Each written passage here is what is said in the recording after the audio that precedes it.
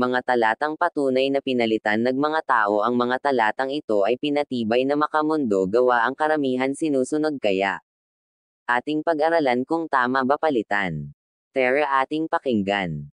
Mga taga-Roma Kapitulo 1 Bersikulo 23 At pinalitan nila ang kaluwalhatian ng Diyos na hindi nases ira, ng isang katulad ng larawan ng tao na nases ira, at ng mga ibon, at ng mga hayop na may apat na paa, at ng mga nagsisigapang. Dito guys pinakikita ng Diyos na dapat sa Kaniya lang ang kaluwalhatian ngunit bakit ang mga tao iba na ang pinupuri o pinararangalan gawa sinabi pinalitan larawan ng tao para yoong na ang binibigyan ng kaluwalhatian.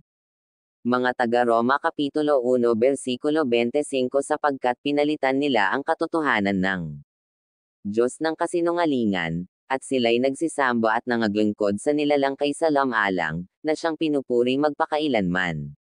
Siya nawa. Mga taga-Roma Kapitulo 1 Bersikulo 26 Dahil dito'y ibinigay sila ng Diyos sa mga mahahalay na pita, sapagkat pinalitan ng kanilang mga babae ang katutubong kagamitan niyaong nalalaban sa katutubo. Dito sa talatang ito pinakikita na pinalitan nila katutubong kagamitan guys. Ano ba itong tinutukoy sa kagamitan sa talatang ito?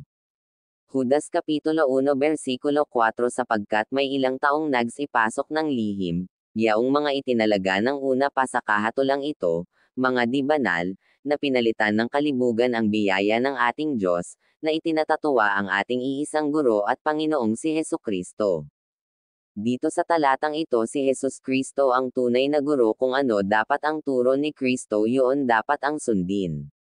May halimbawa tayo guys. Gaya nagtinuro ni Kristo sa mga apostol ang tanong binago ba ng mga apostol ang turo ni Kristo? Guys hindi po kundi bagkus pinatibay panayla na pinagsisikapan na dapat sundin ang orihinal na aral ni Kristo at pagsunod ng mga apostol kaya may mga sulat ang mga apostol at panang-aral nila ito. Kaya guys patuloy tayong makinig at mag-aral nagsalita nagdakilang Diyos at ating sundin wag ang aral ng sanglibutan o aral ng makamundo. Makikita natin ito sa mga taong nagsisimba o palasimba dapat may pagbabago una ang ugali at pamumuhay ng taong nagsisimba.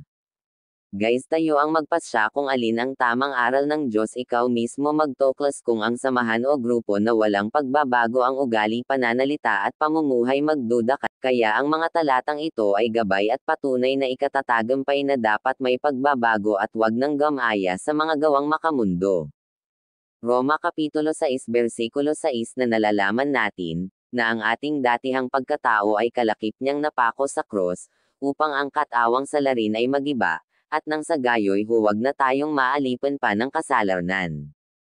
Roma Kapitulo 12 Bersikulo 2 At huwag kayong magsiayon sa sanglibutang ito, kundi magiba kayo sa pamamagitan ng pagbabago ng inyong pag-isip, upang mapatunayan ninyo kung alin ang mabuti at kaaya-aya at lubos na kalooban ng Diyos. Guys naway nagbigay kaalaman ito sa atin upang di tayo madaya o papalayo sa tamang aral ng dakilang Diyos.